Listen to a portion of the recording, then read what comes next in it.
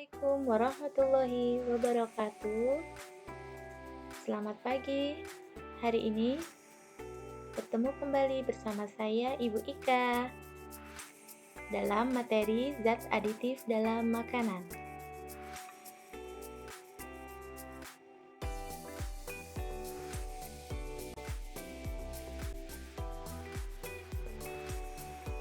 Adapun kompetensi dasar, yang pertama menjelaskan berbagai zat aditif dalam makanan dan minuman, zat aditif serta dampaknya terhadap kesehatan. Kompetensi yang kedua, membuat karya tulis tentang dampak penyalahgunaan zat adiktif dan zat adiktif bagi kesehatan.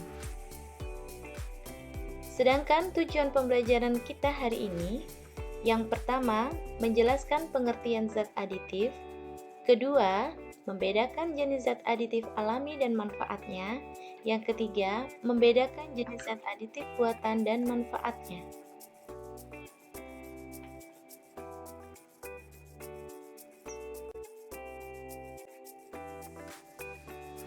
Nah, mengapa kita butuh makanan?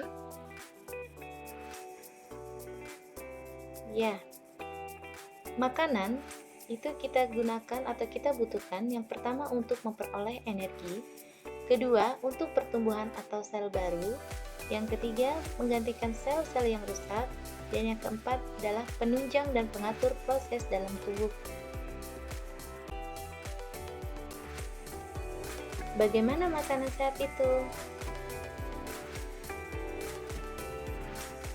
Makanan sehat yang pertama harus mengandung bahan yang dibutuhkan oleh tubuh. Yang kedua, makanan itu harus higienis. Ketiga, suhunya normal saat dimakan. Dan yang keempat, tidak sulit untuk dicerna.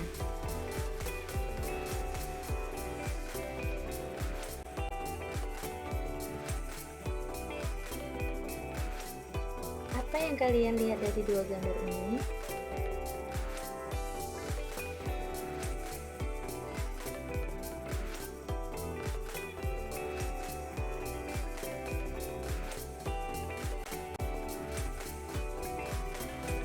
Zat aditif.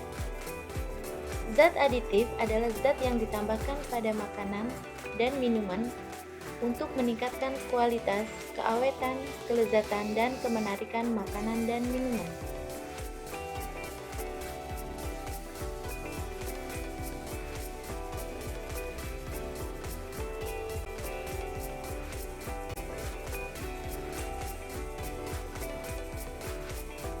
Macam-macam zat aditif. 1. Zat aditif alami. Zat aditif alami merupakan zat tambahan makanan yang diperoleh dari alam tanpa disintesis atau dibuat terlebih dahulu. Adapun keuntungan dan kelemahan dari zat aditif alami. Keuntungannya mudah diperoleh dan lebih aman digunakan. Sedangkan kelemahannya tidak dapat digunakan dalam jumlah banyak, kurang stabil kepekatannya, dan kurang tahan lama.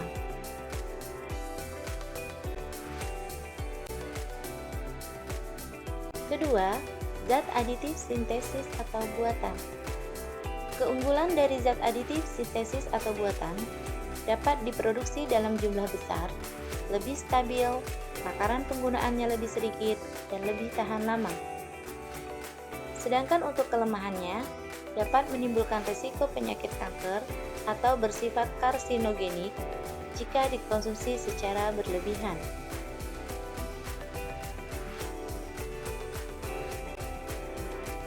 Zat aditif dibagi menjadi 1. Pewarna, 2. Pemanis, 3. Pengawet, 4. Penyedap, 5. Pengental, dan yang keenam adalah pengemulsi.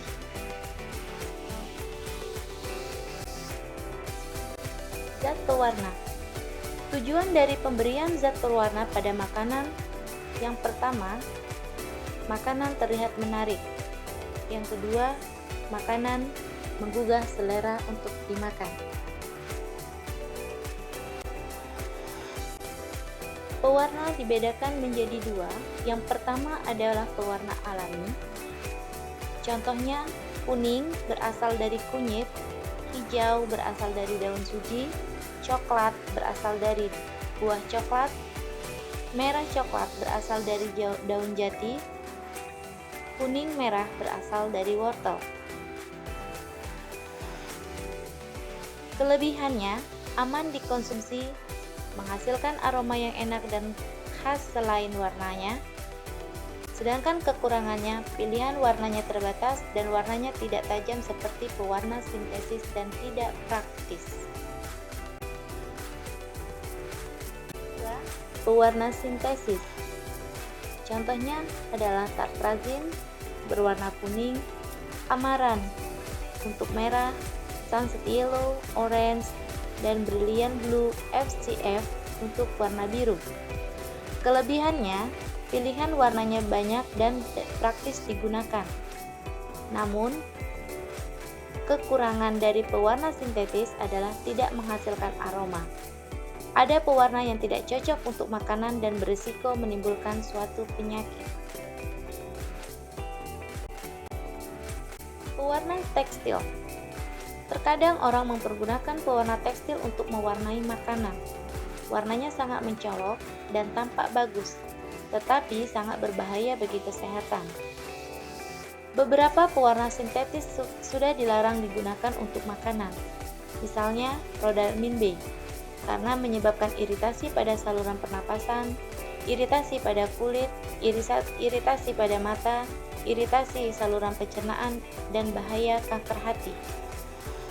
Contoh lainnya adalah methanol yellow, yang menyebabkan iritasi pada saluran pernapasan, iritasi pada kulit, iritasi pada mata, dan bahaya kanker pada kandung dan saluran kemih.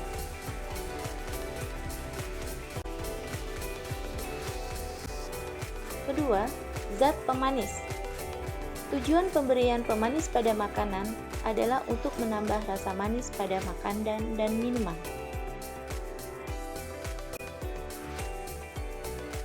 Alami, berasal dari buah dan madu.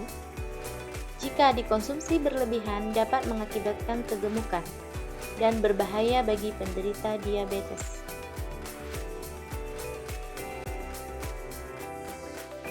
Pemanis sintetis tidak dapat dicerna karena bukan merupakan sumber energi bagi kita. Tetapi, pemanis sintetis merupakan pilihan yang terbaik untuk penderita diabetes. Contoh dari pemanis sintetis: sakarin, natrium siklamat, magnesium siklamat, kalsium siklamat, dan aspartam. Rasa manis dari pemanis sintetis itu puluhan kali lebih manis dari pemanis alami.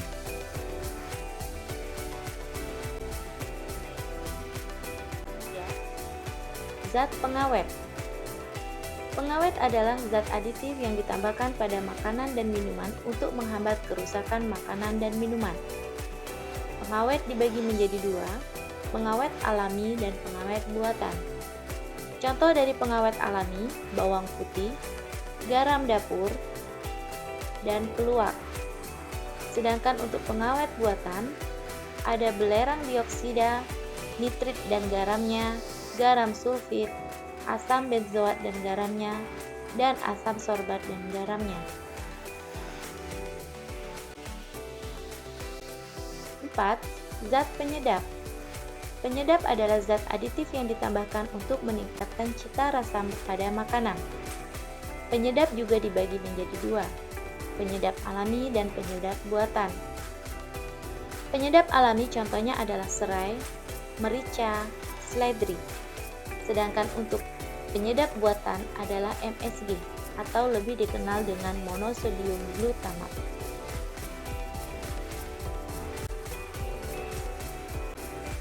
Kelima, zat pengental.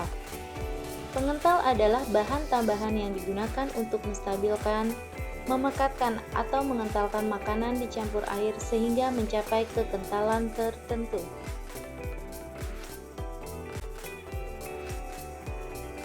6. Zat pengemulsi. Pengemulsi adalah bahan tambahan yang digunakan untuk mempertahankan penyebaran lemak dalam air atau sebaliknya.